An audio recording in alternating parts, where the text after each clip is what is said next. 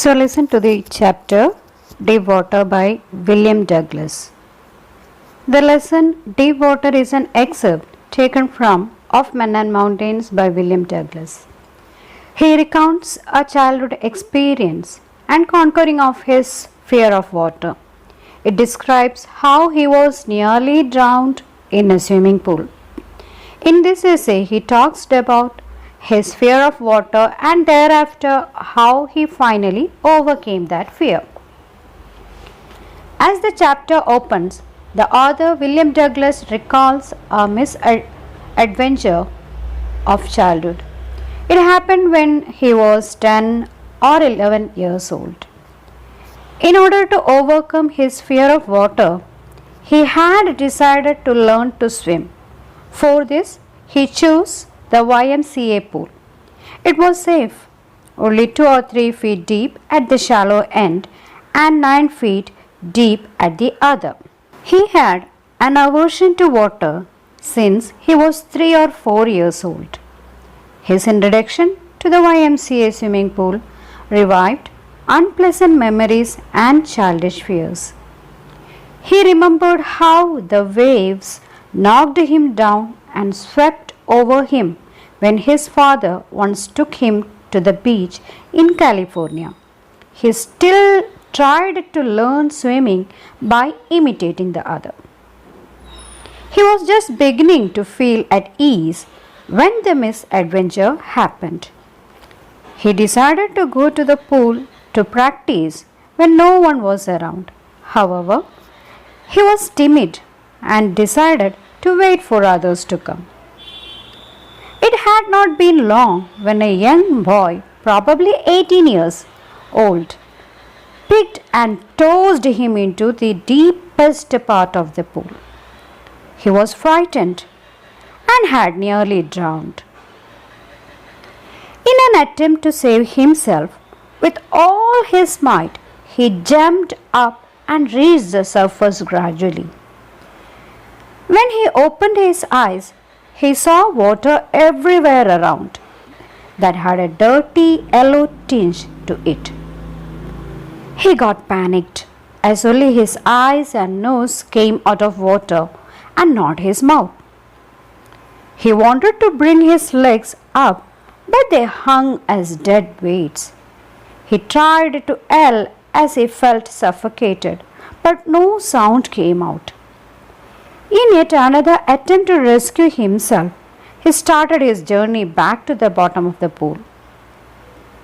He had lost all his breath, his lung ached, his head throbbed, and he felt dizzy.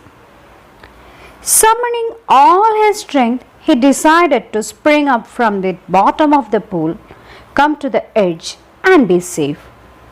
There was dark water around that one could not see through. Stark terror seized him. He was paralyzed, stiff, rigid with fear.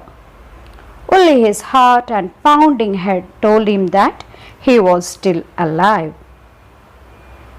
At last, he hit the bottom and jumped with everything that he had, but it made no difference.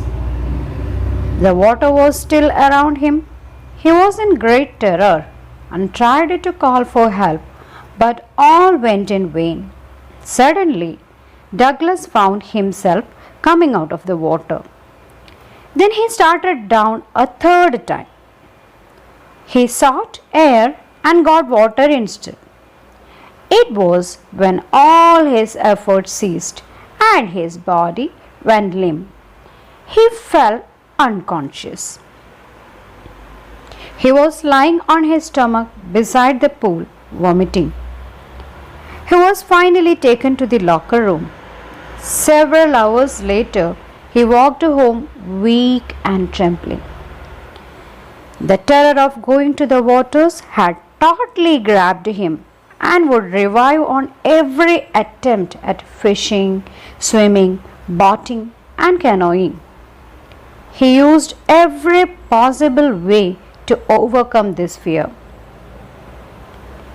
One October, he decided to get an instructor to learn swimming and start devoting several hours a day at the pool, practicing under his supervision. It took him nearly 3 months before the tension began to slack. The terror would only return occasionally. The trainer made him do several exercises and perfected him piece by piece in the art of swimming. However, Douglas had residual doubts. In order to be sure that all the terror had finally left him, he took to swimming, availing every opportunity that he got. He was finally able to overcome his fear completely and swim for miles. The experience of fear and of its conquest made him live intensely. He enjoyed every moment of his living after he had conquered his fear. So that is the summary of that chapter. So in this lesson, two incidents instilled fear in the mind of Douglas. One was his experience when he went to the beach with his father. Douglas was swept over by water once, and for the second time, the second incident was he was thrown into the YMCA pool. He was nearly drowned. These two experiences made him so scared to see the water that he froze at the sight of water. It ruins his enjoyments of life, like going to fishing trips, canoeing, boating, and swimming. But nothing could stop him.